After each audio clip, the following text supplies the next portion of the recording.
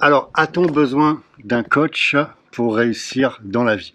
Alors, je vais différencier deux types de coaching, les amis. Il y a le coaching de vie, c'est-à-dire les coachs en développement personnel. Ça, je mets de côté. Moi, je vais me concentrer sur mon domaine, c'est-à-dire le coaching pour entrepreneurs, le coaching business. Ok? Donc, a-t-on besoin d'un coach pour réussir? Je vais vous dire oui. Pas pour défendre mon activité. Loin de là, je vais détailler exactement le type de coaching que je fais, ok?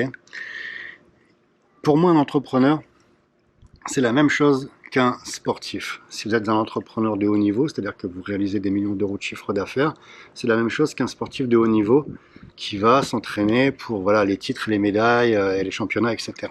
Si vous vous lancez dans une activité sportive, ok, si vous créez une entreprise, eh bien en tant que sportif, si vous faites de la boxe, si vous faites du cyclisme, du foot, etc., vous avez des entraîneurs qui jouent également le rôle de coach, qui sont là pour vous corriger, pour vous apprendre voilà, les ficelles du métier, comme on dit, les petits secrets et tout ça. Si vous voulez vous lancer dans la compétition, si demain vous montez sur un ring, il y a des choses à savoir sur l'échauffement, sur les règles, etc. Idem pour le cyclisme, comment ça se passe. Le foot, pareil, on n'arrive pas main dans les poches et puis ça demande du temps avant d'accéder à la compétition. Vous devez vous entraîner, un mec qui vous explique voilà, les rudiments de ce sport en question.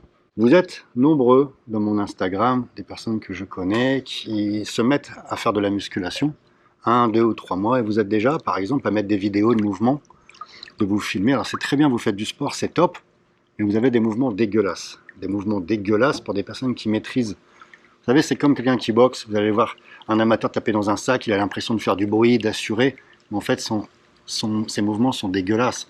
Un connaisseur va dire, ouais, ça c'est bidon, quoi. Et la même chose dans la musculation.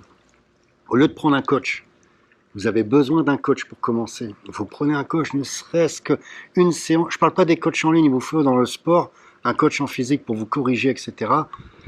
Juste quelques semaines pour maîtriser voilà, les mouvements, etc. Après, vous pouvez continuer tout seul, mais mettez votre ego de côté parce que c'est pas forcément le côté financier parce que vous avez de l'argent pour acheter des protéines, acheter vos clopes, aller en soirée, etc. Donc vous avez de l'argent pour prendre un coach pendant 1 heure dans une salle de sport et ça va éviter la blessure.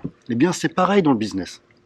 Dans le business, si vous prenez un coach qui a réalisé voilà, des millions d'euros de chiffre d'affaires dans son domaine bien précis, il va vous éviter de faire des erreurs. La blessure dans l'entrepreneuriat, bah, ça va être simplement de vous faire arnaquer, de perdre de l'argent, de poser un genou à terre.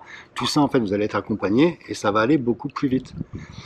Mais encore faut-il choisir le bon coach. Vous devez choisir un coach qui est spécialiste dans un domaine.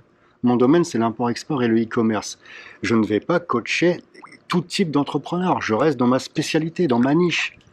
On ne coache pas un boulanger, un coiffeur, un mec dans le digital, un mec dans l'import-export, un mec qui a un garage, un gars qui fait 50 millions de chiffres d'affaires, etc. Chacun a un domaine bien précis et il faut le maîtriser. C'est pour ça que je dis il faut un coach, mais attention de bien choisir le bon coach. Vous avez des coachs pour entrepreneurs qui n'ont jamais entrepris. La seule création d'entreprise qu'ils ont réalisée, c'est leur entreprise de coaching. À côté, ils n'ont absolument rien réalisé. Ils n'ont pas d'expérience dans le business. Vous savez, ce que je dis toujours, vous devez avoir un coach qui a créé plusieurs entreprises, qui a réalisé des gros chiffres d'affaires, d'accord? Si vous avez la chance d'avoir un coach aussi qui s'est cassé la gueule, qui connaît tous les rouages à la fois de la réussite mais également de la galère quand vous tombez dans un tribunal de commerce, etc., qui va vous dire attention, là c'est la limite, tu risques, il faut éviter la liquidation, vaut mieux arrêter maintenant, etc. Il a une vision globale du cycle de la vie d'une entreprise et qui plus est, qui a réussi à rebondir. Parce que tout le monde peut poser un genou à terre, les amis. Ça peut arriver, moi j'en ai posé, j'en poserai peut-être encore, ça fait partie de la vie, on a tous des cycles, je ne connais pas mon histoire, ce qui m'est destiné. Mais ce qui est certain, c'est que vous devez réussir à rebondir. Ce n'est pas parce que vous avez réalisé des millions d'euros de chiffre d'affaires que vous êtes cassé la gueule, que vous maîtrisez absolument tout. Vous êtes cassé la gueule, il faut réussir à rebondir, c'est là le plus compliqué. Donc quand vous maîtrisez tout ça, pour moi, vous avez votre diplôme de coach pour entrepreneur. Okay, vous avez une vision à 360 du business. Donc j'ai envie de vous dire, oui, vous avez besoin d'un coach pour aller plus vite, pour éviter les erreurs, pour éviter de vous blesser. C'est une preuve d'intelligence, ok? Ça va vous permettre d'aller beaucoup, beaucoup plus vite. Si demain vous débutez, vous mettez comme objectif de réaliser ne serait-ce que 100 000 euros de chiffre d'affaires par mois, ça va prendre du temps.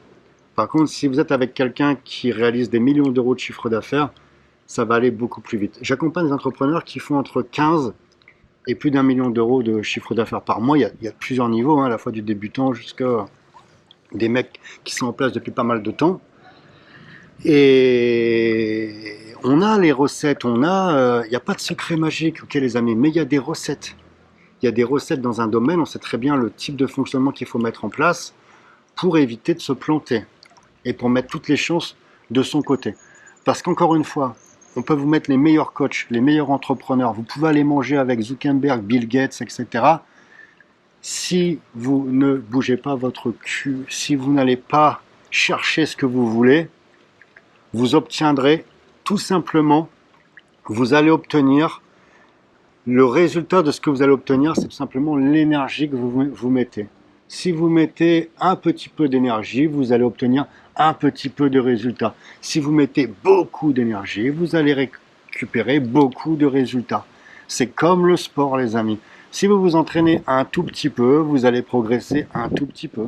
Si vous vous entraînez beaucoup intelligemment, vous allez progresser rapidement. Mais encore une fois, ça c'est important, ne confondez pas le quantitatif avec le qualitatif.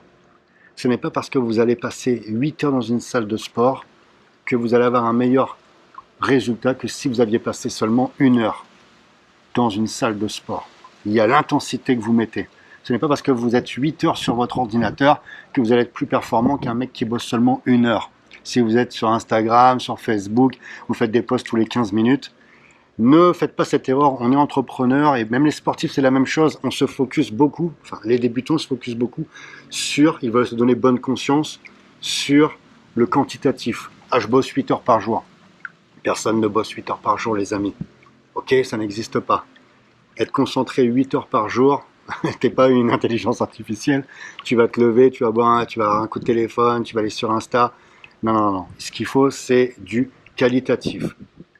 L'entraînement, il vaut mieux faire 20 minutes, 30 minutes à bloc sérieusement que de passer 1 heure et demie à discuter avec des mecs dans la salle de sport.